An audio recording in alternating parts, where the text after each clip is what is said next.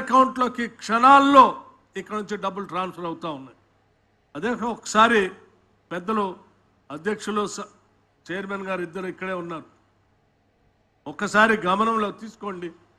ఈ రాష్ట్ర ప్రభుత్వం నాకు బాగా గుర్తు, ఆనాడు ఇప్పుడున్నటువంటి రాష్ట్ర ముఖ్యమంత్రి రేవంత్ రెడ్డి గారు ఆనాడు రాష్ట్ర కాంగ్రెస్ కమిటీ అధ్యక్షుడిగా వరంగల్ నగరానికి ఇక్కడ నుంచి పెద్దలు రాహుల్ గాంధీ గారితో పాటు ప్రయాణం చేసే కార్యక్రమంలో భాగంగా వారితో పాటు నేను కూడా అదే హెలికాప్టర్లో ప్రయాణం చేశాం.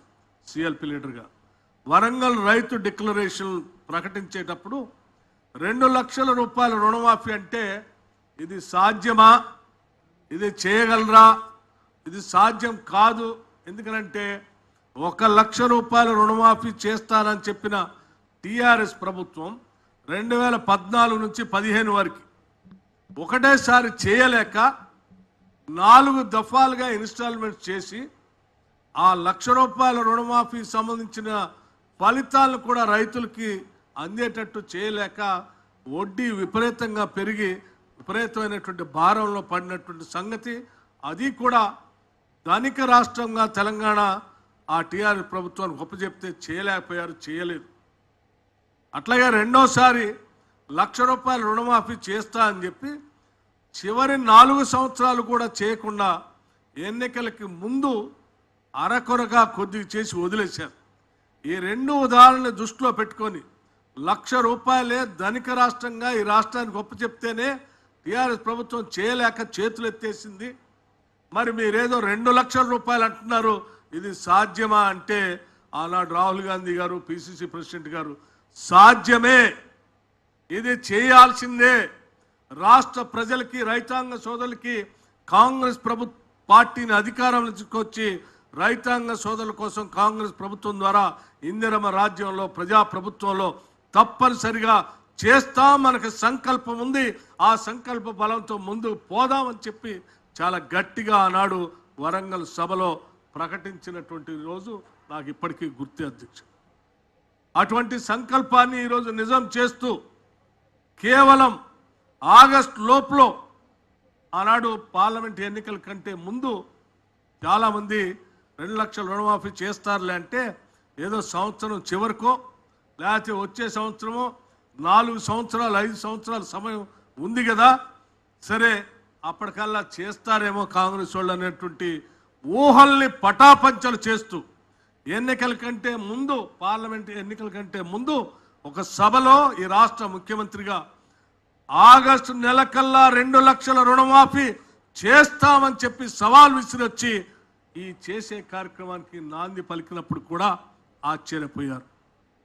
ఆ ఆశ్చర్యాన్ని ఈరోజు నిజం చేస్తూ ఆ 2 లక్షల రుణమాఫీని ఆగస్టు నెలకల్లా పూర్తి చేసి ఇచ్చినటువంటి ఛాలెంజ్ని, వాగ్దానాన్ని ఇందిరమ్మ రాజ్యం కాంగ్రెస్ ప్రభుత్వం ఈ రాష్ట్ర ముఖ్యమంత్రి రేవంత్ రెడ్డి గారి నాయకత్వంలో యావత్ మంత్రి మండలి మొత్తం కూడా ఈ కళని, ఛాలెంజ్ని నిజం చేస్తుంది, చేయబోతుంది అని చెప్పే కార్యక్రమంలో భాగంగానే ఈరోజు ఈ 2వ విడత చేస్తా ఉన్నాం.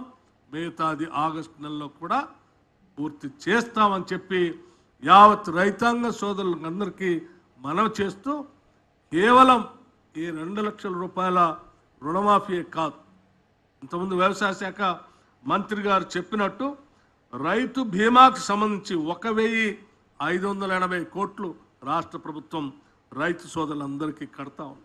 వాళ్ళు కట్టాల్సినటువంటి ప్రీమియంని 42 లక్షల రూపాయలు రాష్ట్ర 42 లక్షల రైతు సోదరులకు సంబంధించి 1,580 మంది రైతులకు సంబంధించి రైతు బీమా రాష్ట్ర ప్రభుత్వం కట్టబోతా ఉంది.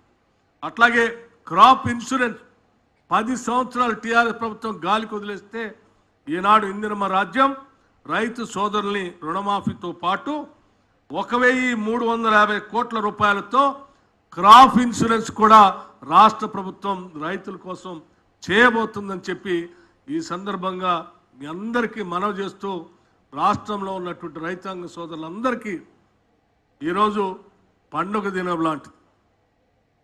బ్యాంకుల్లో ఉన్నటువంటి రుణం అంతా ఒకటేసారి మాఫీ అవుతూ ఉంటే అంతకంటే సంతోషం, పెద్ద భారం గుండెల మీద ఉన్నటువంటి భారం తొలగిపోతున్నట్టుగా వాళ్ళు ఆనందంలో ఈరోజు సంతోషాలతో పండగ చేసుకున్నటువంటి రోజుగా నేను భావిస్తూ ఉన్నాను. అట్లాగే రైతులతో పాటు మా ప్రభుత్వం ఎప్పుడు నిరంతరం బ్యాంకర్స్తో మాట్లాడతాం. అయ్యా మీకు ఒక్కసారే 31,000 కోట్ల రూపాయలు ఇన్ని లక్షల మంది అకౌంట్లోంచి ఒకటే అకౌంట్ నుంచి ప్రభుత్వం నుంచి బకాయి కట్టడం అనేది దేశ చరిత్రలో ఎప్పుడు జరగలేదు. 31,000 కోట్ల రూపాయలు ఈ దేశంలో ఉన్న ఏ రాష్ట్రం కూడా ఒకటేసారి ప్రభుత్వం నుంచి రుణమాఫీ చేసి కట్టిన దాఖలాలు లేదు. ఈవెన్ బ్యాంకింగ్ చరిత్రలో కూడా అంత పెద్ద ఎత్తున మేము మీకు బాకీ కడతా ఉన్నాం. కాబట్టి ఇన్ని లక్షల రైతుల తరఫున మీరు కూడా విశాలమైన హృదయంతో స్కేల్ ఆఫ్ ఫైనాన్స్ పెంచడమే కాకుండా టైమ్లీ లెండింగ్, వాళ్ళకి కావాల్సినంత లెండింగ్ రైతాంగ సోదరులకి అందివ్వాలని చెప్పి ఈ రాష్ట్ర ప్రభుత్వం తరఫున మీ అందరికీ నేను విజ్ఞప్తి చేస్తూ ఇంత బృహత్తర ఉన్నతమైనటువంటి కార్యక్రమాన్ని చేయటానికి అవకాశం కల్పించినటువంటి కాంగ్రెస్, అఖిల భారత కాంగ్రెస్ నాయకత్వానికి, రాష్ట్ర ముఖ్యమంత్రికి, మంత్రిమండలి సహచరులకి, కాంగ్రెస్ పార్టీ శాసనసభ్యులకి, కార్యకర్తలకి, నాయకులకి, రైతాంగ సోదరులందరికీ పేరు పేరున నా హృదయపూర్వకమైనటువంటి కృతజ్ఞతలు, ధన్యవాదాలు తెలియజేసుకుంటూ ముగిస్తా ఉన్నాను. Thank you.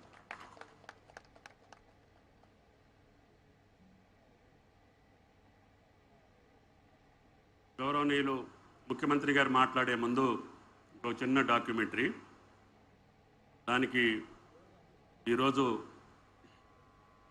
లీడ్ బ్యాంక్ అధికారులందరికీ, ప్రకాష్ చంద్ర గారికి, మోహన్ దాస్ గారికి, శ్రీహరి గారికి ప్రత్యేకంగా ధన్యవాదాలు తెలియజేస్తూ, బ్యాంక్ అకౌంట్లో కానీ, రైతు ఆధార్ నెంబర్లో కానీ లేదు